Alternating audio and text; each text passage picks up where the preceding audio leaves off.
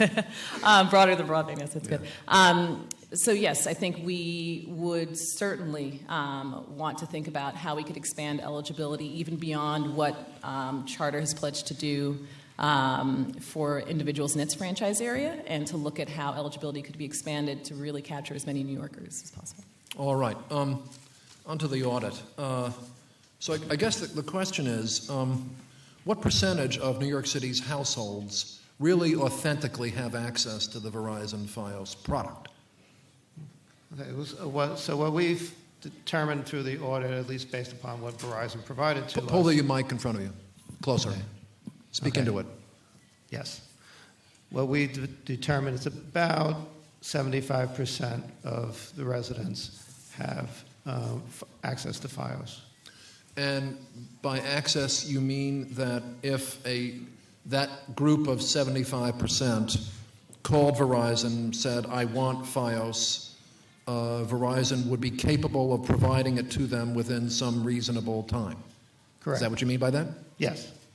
So there's about a quarter of the city's residents are on blocks that do not have service installed on their block. So the other 75% is able to get service when they need to. And why? Within about 7 days. What's the problem? Why is 25% major still problem identified by Verizon is that they have trouble providing the service through the traditional method that they've provided service for telephones, meaning going through the backyards of properties. So maybe 100 years ago, when they were providing telephone service and needed to cross over people's properties, people were less resistant to them crossing, but apparently today they have lots of resistance. They don't want to be cutting up the streets to go into the fronts of the households, to the buildings. They want to continue to use the less invasive way of providing the service through the backyards, either by attaching to the buildings or through poles in the backyards. As you're aware, in your district, I live in your district, and the service that I get is through the backyard, and there's a pole in one of my neighbor's yards, and that's how service is provided for telecom in certain parts of the city, including where I live in Brooklyn. Okay. And there's a lot of those areas. So a lot of the areas where where they are having the trouble providing service are the areas where there are no poles on the streets. It's an undergrounded area, and the service is traditionally provided through crossing over other people's properties through the backyards. Okay, that certainly accounts for some, but most New York City residents live in apartment buildings. But even though they live in apartment buildings, a lot of the blocks where those apartment buildings are situated have services running through other properties getting to that apartment building. So that's what has been identified by Verizon. They don't want to spend the money to put connections in from the streets to all of these buildings. They want to follow the pattern that was followed for the telephone service. Let me continue just. So the New York City government, the agency, DO-IT, what actions is DO-IT taking to enforce the franchise and get Verizon to take the steps necessary to complete the build-out? So the audit was part of this effort, was trying to get a clear sense, because we were struggling to get a clear sense before, of what was actually being done to meet the franchise commitments. So the audit has allowed us to get more insight into that process. And we are committed through that process, and in partnership with DO-IT, to securing delivery on those commitments. So it is a ongoing process, but one that we are absolutely committed to. And basically, we are asking Verizon a lot of questions. We've had the audit. We've asked more questions. As you may have seen in the audit, they have reluctant to provide a lot of information. They've provided more information. But ultimately, we need to continue to talk with Verizon, and then we're going to decide from there whether they are going to come up with a plan to resolve these problems, or we have to look at what other legal options we have. Right. We now, don't have a plan from them at the current time. the Bloomberg administration, when it negotiated the franchise, from things that I've read, seemed to indicate that the enforcement mechanisms for the franchise were deficient. I think Is that accurate? Such that the department might have to take certain extraordinary steps to assure the build-out? So I think, what initially happened was the Bloomberg administration rightly identified that there was a need for more competition in the space and thought that extending a franchise to Verizon would be a way of doing that. I think perhaps in the years leading up until this point, there was a little bit too much faith in the fact that that Verizon was doing what it had committed to be doing. And I think based upon concerns like the ones that Assembly Member Bichotte stated and that we've been hearing for years from many, many sources, we initiated the audit, which has given us a lot more information about this. And I think, as Stanley said, and as we've said before, we have a number of different options for trying to ensure that compliance is actually delivered. And we are going to weigh all of them, and we will make whatever choices we think we need to make in order to guarantee delivery on those commitments. All right. Mr. Simanowicz, you have a question? Just two questions, actually, but one just to follow up on a line of questioning before and something you said. Doesn't Verizon currently provide copper service to just about every household in the city of New York? I'm not sure what the percentage that they've changed from copper to fiber, but they at one time they basically provided copper service to just about every household. As the telephone company. So there are probably easements in place already. So to say that they don't want to go through other people's, they have lines there already. They're just putting one line in and taking out another. How could they make the claim that they don't want to go into somebody else's backyard or somebody else's property to provide service? That doesn't make sense. We have not found the evidence of actual written easements in a lot of the cases. I think what happened at the time that the services were if there were easements, they're either no longer able to find them or the ownership has changed or whatever it is, they have to work with the property owners. I know my house, there's nothing on my deed that says that wire that goes across my backyard has the right to be there.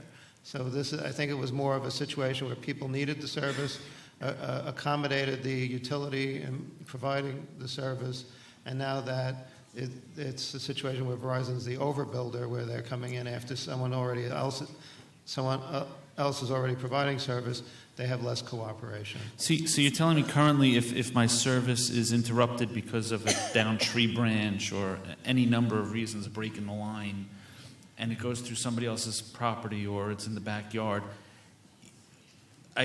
Verizon has to get permission from the homeowner or the property owner to repair the existing line? It's my understanding. I'm not an attorney, but it's my understanding if there's unless they have a written easement to cross on your property, that they have to get your cooperation to cross your property. But to clarify, though, the baseline requirement of the franchise agreement is that Verizon deliver the service to all those in the city who request it, right? They're required to do that. They're required to find some means of doing that. They may be custom to certain means, but that doesn't mean that those are the only options, and the expectation is that they deliver. Okay. And so they have to find a way to do that. Just a quick question on this $10 million investment in free broadband that the city is making. Is that specific to how many projects? It's at 5 different developments in 3 geographic areas. So it's in Mott Haven, Queensbridge houses, and the Red Hook houses. Okay, and why just those developments? So we have kind of an initial, I should point out this is the first time ever that there's been like an official capital budget line for broadband in the city budget. But again, it's an initial start. So we don't have the resources to do the entire city, but the thought is that we would identify certain locations, deploy this project in those locations, learn lessons that hopefully allow us to do more work of the same kind in other places. But this is where we're beginning the work, and we're incredibly excited to be doing that. Okay, thanks. Ms. Corwin? Thank you, Chairman. Thank you for being here. Just to clarify what you were just speaking about, we were talking about the connectivity problems in the city. The franchise agreement doesn't specify how to provide that service. It just says that they must within a certain geographical area. And you're saying now that with New York City, you just for the first time have a line item in your budget to accommodate changes in New York City. What specifically is New York City looking to do in terms of, like, with the money in your budget? What exact activities are you going to be doing with that? So at the NYCHA developments that I've mentioned, right? So that $10 million will be used to do capital investments that are going to allow us to bring the low-cost service into those developments, as well as to provide subsidization for those services for a limited time, so that we can actually have a sense of what free service targeted towards low-income communities can catalyze. So what sort of change can that create for residents of those communities? We're hoping that acts as somewhat of a proof of concept that can inform further efforts. There will be future investments in broadband in public spaces. We've already through a kind of unique public-private partnership through the Link NYC project, which Stanley can talk a little bit more about, expanding high-speed internet in public spaces through these Link NYC kiosks at speeds, by the way, that are faster than what most folks can even purchase. Correct. For residential service. So ranging from 100 megabits per second to 1 gigabit per second. And yeah, I think those are kind of examples Pretty much it. of what we're doing. So the expectation is the expectation that Verizon would come in and take over those free hotspots that you're implementing, or is this something that you're looking to do supplementally to what the franchise agreement requires them to do? So I think we see this as kind of a multi-pronged effort. Certainly franchise accountability. So for the companies that are committed to providing providing cable services and broadband services in the city, we want to make sure that the commitments that are enshrined in those agreements are absolutely met. But then we have a whole kind of a constellation of other efforts. For example, the NYCHA project, Link NYC, that are really designed to I would say both expand access to free or low-cost internet, whether it's in public places or residential spaces, but also to kind of fuel new thinking and new ideas for how we can, or how either the city or the city in partnership with members of the private sector can really expand access and encourage new uses of broadband, encourage new applications. So I would say that the investments on the capital side or on the residential or public broadband service side and the franchise pieces are closely connected, but they don't completely overlap. Okay, so there's no expectation that Verizon would be required to come in at any point and provide what you are doing with the $10 million right now? No, I don't think so. I think we're thinking very broadly about how we can meet the needs of New Yorkers, not necessarily wedded to a particular model like that. Great, thank you very much. Ms. Roser?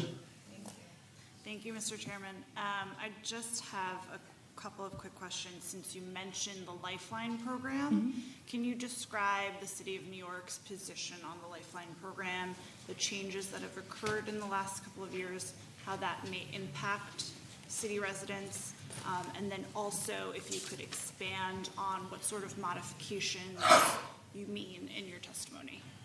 Sorry, and sort of modifications That you allude to in your testimony. around Lifeline? Yes. So we advocated in partnership with the U.S. Conference of Mayors for the expansion of Lifeline applicability so that those funds could be used not just for the critically important telephone services, but also for broadband services. In addition, we acknowledged some of the need for reform to the program and ways to kind of strengthen accountability around the program as well. But generally, we were pleased with the FCC's ultimate order on Lifeline. And I mean, I guess certainly if I'd have to dig back and see more of like what our comments look like, but those were kind of the two main points. As you know, this city administration has made it critical, has put in a critical emphasis on multilingual services. And I would just mention that the Lifeline program has been devastating in communities like my own, where notification was sent out but not in a native language. So to the extent that you are looking at modifications and reforms to the program and how certain providers are reaching out to your constituency, I would look into that issue as part of this reform or modifications that you want to see implemented. Right, so focusing on language access in the context of, and you're thinking about the outreach from the providers to community members in particular? Okay, thank you. All right, thank you very much. Thank you. Appreciate your Thank you. testimony. Let me say we've been joined by Assemblymember Moya from Queens. Welcome. All right, our next witnesses are telecommunications companies and their witnesses. We have Verizon, Cable Telecommunications Association of New York, Time Warner Cable, Cablevision, Frontier, and New York State Telecommunications Association.